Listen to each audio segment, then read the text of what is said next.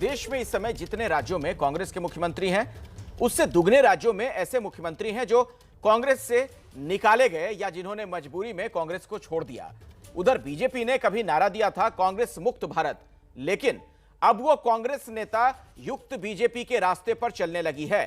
ये कांग्रेस में हो क्या रहा है, बता रहे हैं हमारे वरिष्ठ सहयोगी विजय विद्रोही।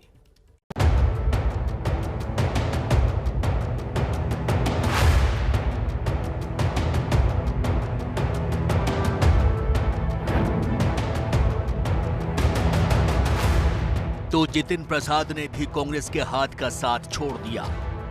दरअसल यूपी विधानसभा चुनाव सर पर हैं और कहा जा रहा है कि यूपी में कांग्रेस की कमान संभालने वाली प्रियंका गांधी की सूची से जितिन प्रसाद गायब हैं। उधर जितिन प्रसाद बीजेपी में एक ऐसा ब्राह्मण नेता तलाश रही है जो यूपी में ब्राह्मणों की नाराजगी दूर कर सके।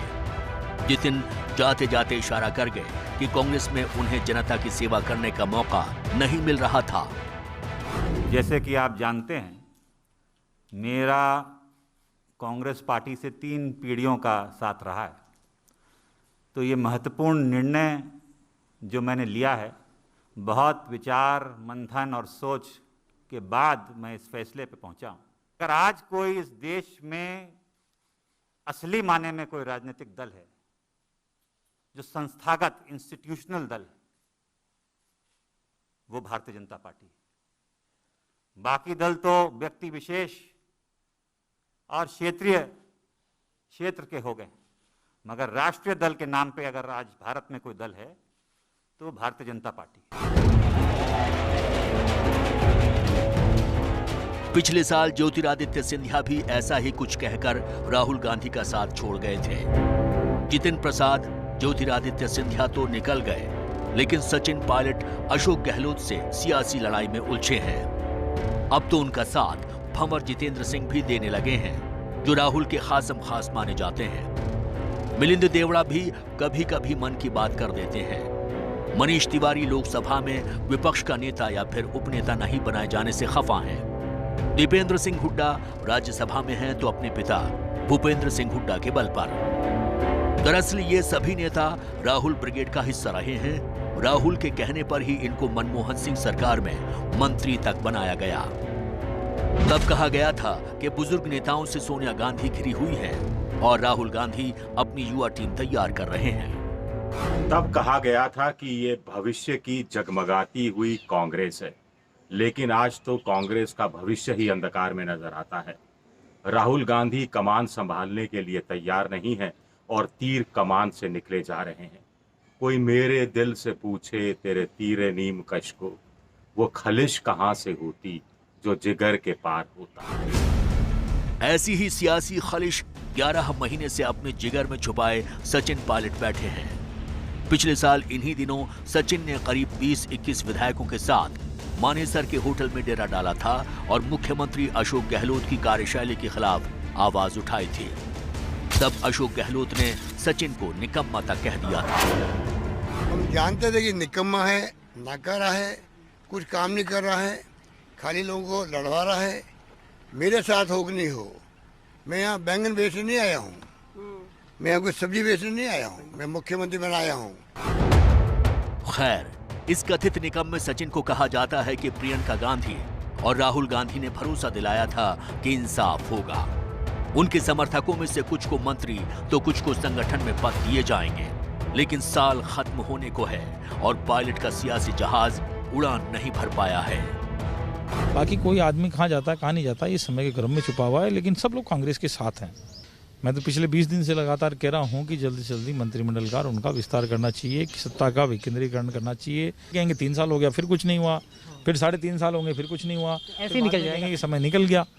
तो ये समय हमारा अकेले का तो निकल नहीं रहा है, समय तो सबका ही निकल रहा है। और क्या है, कांग्रेस कार्यकर्ताओं को निकल रहा है, जिन्होंने खून पसीना बहाकर इस सरकार को लाई, तो उनका भी समय निकल गया। इस समय देश में कांग्रेस की सरकारें छत्तीसगढ़, पंजाब और राजस्थान में है, यानी कुल 3 मुख्यमंत्री हैं। लेकिन देश में कम से कम 6 ऐसे मुख्यमंत्री हैं जिनका कांग्रेस से गहरा नाता, गहरा रिश्ता रहा है। बंगाल की मुख्यमंत्री ममता बनर्जी, आंध्र प्रदेश के मुख्यमंत्री जगन मोहन रेड्डी, तेलंगाना के मुख्यमंत्री चंद्रशेखर राव, मेघालय के मुख्यमंत्री कोनार्ड संगमा, पुडुचेरी के मुख्यमंत्री एन रंगास्वामी, असम के मुख्यमंत्री हेमंत बिस्व शर्मा, मणिपुर के मुख्यमंत्री बीरेन सिंह, अरुणाचल के मुख्यमंत्री पेमा खांडू और महाराष्ट्र में मुख्यमंत्री बनाने वाले शरद पवार, इन नेताओं में एक सबसे बड़ी समानता क्या है? सबसे बड़ी समानता यही है कि ये सभी कभी कांग्रेस में हुआ करते थे।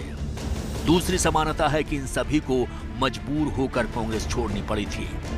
तीसरी समानता है कि ये सभी जमीन से जुड़े नेता थे जो सड़क की राजनीति करना जानते थे। चौथी समानता यह है कि इन सभी ने अपनी मेहनत, इच्छा शक्ति और संगठन खड़ा करने की क्षमता के दम पर वो मकाम हासिल किया जिसके लिए वो कांग्रेस में तरसते ही रह गए थे। इन सबका कद बहुत बड़ा हो गया है। ममता बनर्जी की राष्ट्रीय राजनीति की महत्वाकांक्षा है, शरद पवार राष्ट्रीय राजनीति में हैं ही, जगन मोहन रेड्डी की भी होगी, अभी उनकी उम्र बहुत कम है तो वो अपना आगे का भविष्य देख रहे होंगे। तो क्या ये लोग राहुल गांधी को अपना नेता मानने को तैयार होंगे? जो लोग सोनिया गांधी के नेतृत्व में काम नहीं कर पाए, उनका नेतृत्व स्वीकार नहीं कर पाए या उनके नेतृत्व के कामकाज के ढंग से नाराज़ होकर चले गए, वो राहुल गांधी को कैसे नेता मान लेंगे? और ख़ास तौर से ऐसी स्थिति में जब राहुल गांधी के बहुत करीबी, जो उनके मित्र समझे जाते हैं, मित्र मंडली के लोग अगर पार्टी छोड़कर जा रहे हैं तो फिर उनके मन में सवाल उठेगा कि हमको जाकर वहाँ मिलेगा क्या? सवाल उठता है कि कांग्रेस में आखिर ये हो क्या रहा है? क्या आला कमान कमजोर हो गया है या फिर नेताओं को ही भरोसा नहीं रहा कि उनकी पार्टी सत्ता में वापसी कर सकती है? कांग्रेस ने भले ही 2014 और 2019 के लोकसभा चुनावों में 50 से कुछ ज्यादा सीटें ही जीती हों, लेकिन उसे दोनों बार 19-20% वोट मिले हैं। करीब 11 से 12 करोड़ वोटर अभी भी कांग्रेस में यकीन रखते हैं, लेकिन फिर भी नेता पार्टी छोड़कर जा रहे हैं। वरिष्ठ कांग्रेस नेता कपिल सिब्बल जितिन प्रसाद की विदाई पर तंज कसते हैं कि आजकल प्रसाद की राजनीति हो रही है। देखिए, जहां तक जितिन प्रसाद जी का पर्सनल फैसला है कि मैंने पार्टी छोड़ दी, उस पे तो मैं कोई टिप्पणी कर नहीं सकता। राजनीति में और पॉलिटिक्स में जब तक आप आइडियोलॉजी के आधार पे आगे नहीं चलोगे तो ऐसा लगेगा कि ये प्रसाद पॉलिटिक्स है।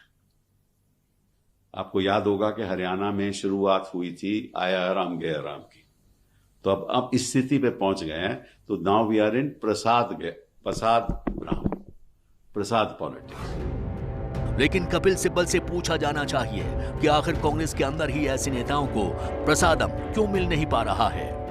आखिर G23 के नेताओं को क्यों सोनिया गांधी को खत लिखकर पार्टी में आंतरिक लोकतंत्र से लेकर अध्यक्ष और अन्य पदों के लिए चुनाव करवाने की मांग करनी पड़ी? पूछा तो ये भी जाना चाहिए कि आखिर कांग्रेस को पूर्णकालिक अध्यक्ष कब मिलेगा? किसी भी पार्टी के लिए, राष्ट्रीय पार्टी हो या क्षेत्रीय पार्टी हो, उसके लिए एक पूर्णकालिक अध्यक्ष जरूर चाहिए होता है। कार्यकर्ता जिसको देखकर अपनी दिशा तय कर सके, जो कार्यकर्ताओं को टॉकिंग पॉइंट्स दे सके, उनको अपनी नीतियां बता सके, कार्यक्रम बता सके, विपक्ष के हमलों का किस तरह से जवाब देना है इसकी बात कर सके, संगठन का विस्तार कर सके, संगठन के प्रति लोगों में भरोसा जगा सके, अनुशासन बना रहे। इन सब के लिए एक पूर्णकालिक अध्यक्ष का होना ज़रूरी है। अगर पूर्णकालिक अध्यक्ष नहीं है तो लोगों के मन में एक बात रहती है कि ये ज़्यादा दिन के लिए नहीं है, तो इनके साथ ज़्यादा जुड़े, ज़्यादा नज़दीक आए, बात मानी, तो जो नया अध्यक्ष आएगा पता नहीं उसकी नज़र में मेरी स्थिति क्या होगी। तो ये जो अनिश्चितता है ये संगठन को निष्क्रिय बना देती है। पिछले कुछ समय में क्षेत्रीय दल मजबूत हुए हैं, चाहे दिल्ली में आप हो या बंगाल में टीएमसी या आंध्र में जगनमोहन रेड्डी की पार्टी। उस पर नवीन पटनायक जैसे नेता भी हैं जो कांग्रेस और बीजेपी से दो हाथ की समान दूरी रखने में यकीन करते हैं। ऐसे में बीजेपी के खिलाफ कांग्रेस विपक्षी दलों को एक करने की धुर भी तो बन सकती है, लेकिन चुनावी नतीजे आने से पहले कांग्रेस को कोई नेतृत्व देने को तैयार नहीं दिखता। वैसे विपक्षी दलों के साथ साथ बीजेपी को भी पता है कि असली मुकाबला बीजेपी और कांग्रेस के बीच ही होना है और कांग्रेस ही अखिल भारतीय स्तर पर बीजेपी को चुनौती दे सकती है। ये शायद तब होगा जब कांग्रेस को नेतृत्व करने वाला एक ऐसा पूर्णकालिक नेता मिलेगा जो ट्वीट करने के बजाय आम कार्यकर्ता के साथ सड़क पर खड़ा नजर आएगा। विजय विद्रोही, जयपुर, एबीपी न्यूज।